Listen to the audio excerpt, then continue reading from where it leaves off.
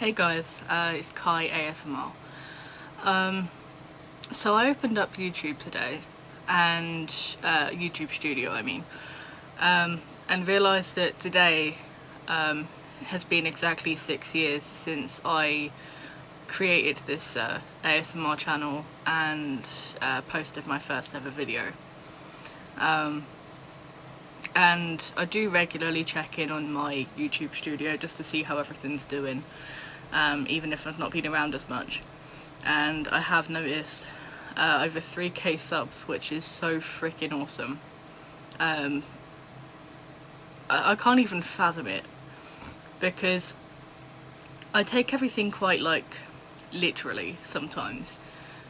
But if I just stopped for a sec and I thought of it as over 3,000 people are sat in a room with you, watching you, that's pretty intimidating, but it's also pretty cool.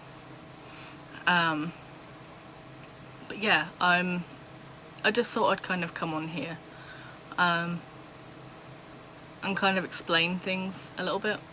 Thank you so much to everyone that's left really kind comments. Thank you for all the engagement. Thank you for all the shares, the likes, everything.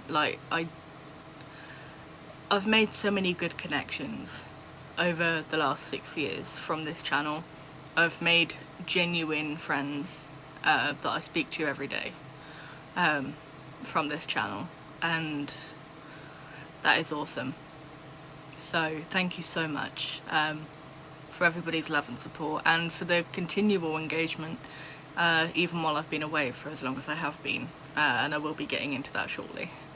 So even though I haven't always had the motivation to post ASMR content at the moment, I have been trying to post other things to this channel, to keep you guys updated with what's going on in my life, because I know some of you are genuinely interested. And yeah, I'm not, if I'm being totally honest and upfront, I feel like I burnt out from ASMR a long time ago. I still enjoy ASMR content, I still am really passionate about it. It's just finding ideas 24/7 to come up with in that genre is quite difficult. And also YouTube is becoming a lot more strict with ASMR content in regards to community guidelines. So I'm finding it kind of hard to work around that in a way where I don't risk a 6-year-old channel being banned permanently when I've made so many memories on here. It's a tough one. I still want to post ASMR content, probably not as regularly as I was doing in my prime, if you can even call it that, kind of. But yeah, I kind of want to branch out and do other things as well. I have a second channel where I was posting, not recently or anything, but I used to post a load of my funny gaming content and singing covers and songs I'd made, and just vlogs, or just sometimes just random shit posts, to be honest. And I genuinely found that really fun. It was like another creative outlet for me where I could be a little bit more expressive, and I feel like you guys got to more authentic me outside of just ASMR content creation, because you're quite limited to how you express yourself in that way, in that format. So I still want to do ASMR creation, but I don't know how consistent it will be or how I will go about it yet. I think if I'm going to do ASMR again, I may work from the ground up again. I still have my Blue Yeti microphone and my tripod, and obviously I've always filmed with my phone. I've never used an actual camera because I don't think it's necessary at this stage anyway. But yeah, I kind of feel like to ease myself back into it for a little while, I might just do ASMR rambles, or I might do lo-fi ASMR or short form ASMR for a little while, until I figure out what my actual game plan is. So why have I been gone? I've been struggling. So trigger warning in advance for mental health, grief, wanting to harm or end oneself. I think that's the only YouTube friendly way I can put it. But if any of these are sensitive topics for you, please feel free to click off. Your mental well-being is the most important thing, so just give you guys a sec. Okay, so to anyone still here, I was diagnosed with borderline personality disorder at age 20. I'm 24 now, so I've been dealing with this for, I've been dealing with it for longer. I've just known about it for 4 years. So obviously figuring out what was actually wrong with me, and then having to go through a whole ass process of realising that so much that I was doing was kind of harmful to myself, and so many of the hobbies and passions I was pursuing was at kind of... So the thing is with BPD, I'm very impulsive, and I'm a bit of a hobby collector. That's one of the things about it. So I get really passionate and dedicate all of my time to a particular hobby for God knows how long, and then I get bored, and then I get burnt out, and then I keep trying to force myself to love that thing, and then it just doesn't work, and then it crashes and burns like a train. So yeah, that happened. And I was also kind of neglecting all of my basic human needs to function properly. I wasn't eating properly, or I was eating really shit. I wasn't keeping on top of my hygiene. That's something I still struggle with, to be honest, if I'm being completely raw and honest. I wasn't keeping on top of oral health. My teeth are absolutely knackered. At the age of 24 now, all of my top teeth need to go, and I need a denture put in. But I'm too afraid to do that. So I'm just kind of stuck with teeth rotting in my head. And as you can imagine, it makes me quite self-conscious, because if I smile, it's pretty obvious. So the more recent stuff, I was diagnosed with OCD, dissociation disorder, and psychosis when I was 22 to 23, I think. So OCD and dissociation, I think, was 22, and then I got diagnosed with psychosis at 23. And obviously all of these things were things I've been struggling with since like I was a literal kid. But obviously at the time I didn't know any labels for it. I didn't think there was anything actually wrong with me. I just thought everyone had it.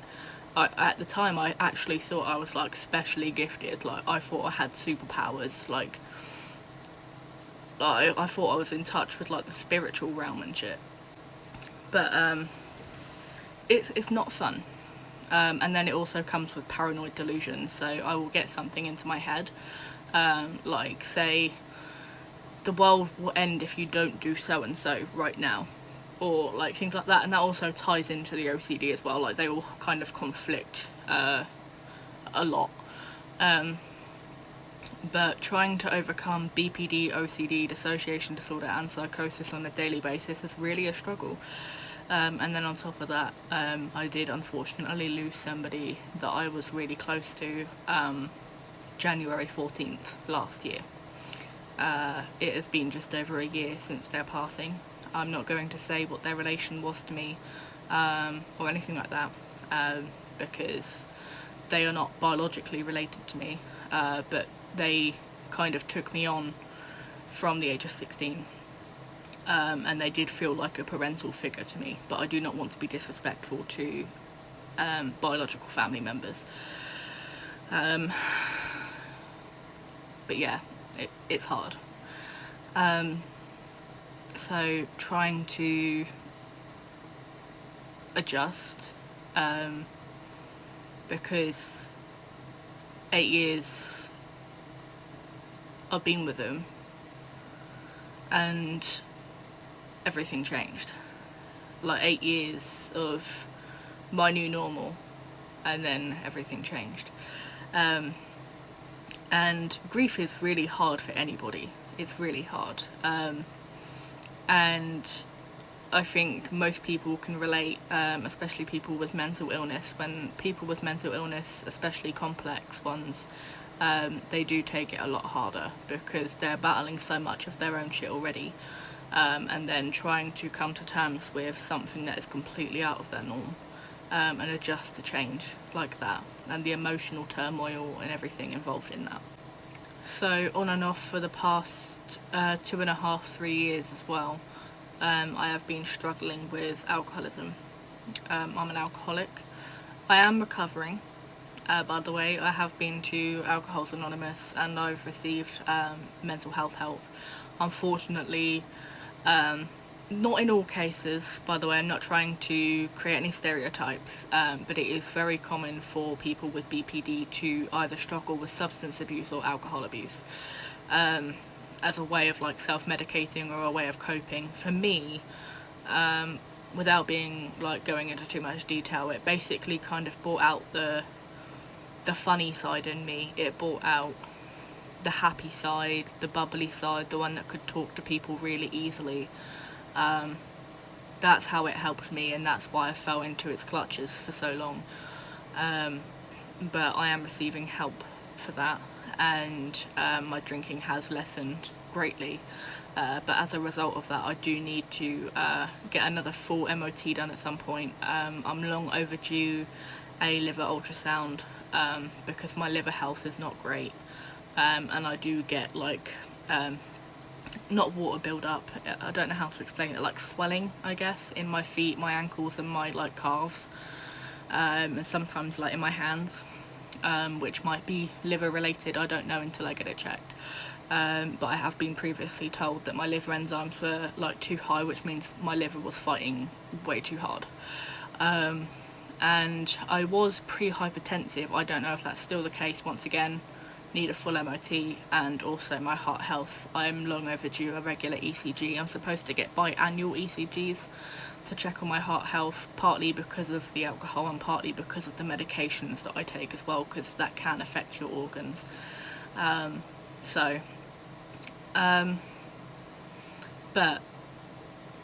it's all possible. Recovery is possible. And would I say I'm 100% where I need to be right now? No. But I don't think anyone ever is. I don't think anyone ever truly has their shit together or their life completely figured out or know exactly what they want from life. It's a learning curve for everyone. And I think if the world was a little bit kinder, you know, there could be so much greatness. You never know what goes on. You never know like what someone's going through. I think there needs to be a lot more self-advocation and a lot more awareness in general for people going through invisible illness, whether it be physical or mental. And I think that mental health should be treated just as seriously as physical health, because the brain is one of the most important things. Well, it is the most important thing. Your brain keeps all of your other organs functioning. It's the one keeping you breathing. It's the one telling your heart to beat. You know, it's everything. You know, and for doctors to go, oh, it's all in your head. Where else would it be? It's mental illness. Like, of course. But thank you for listening to my TED Talk. Thank you for being patient. Thank you to everyone that stuck by me for so long and still continues to check in on me, and even all the engagement still on my old content is all much appreciated. Thank you so much for sticking around for these 6 years. Thank you for over 3k subs, and thank you for all the engagement, love and support, and the true connections. Thank you so much, guys. Bye bye.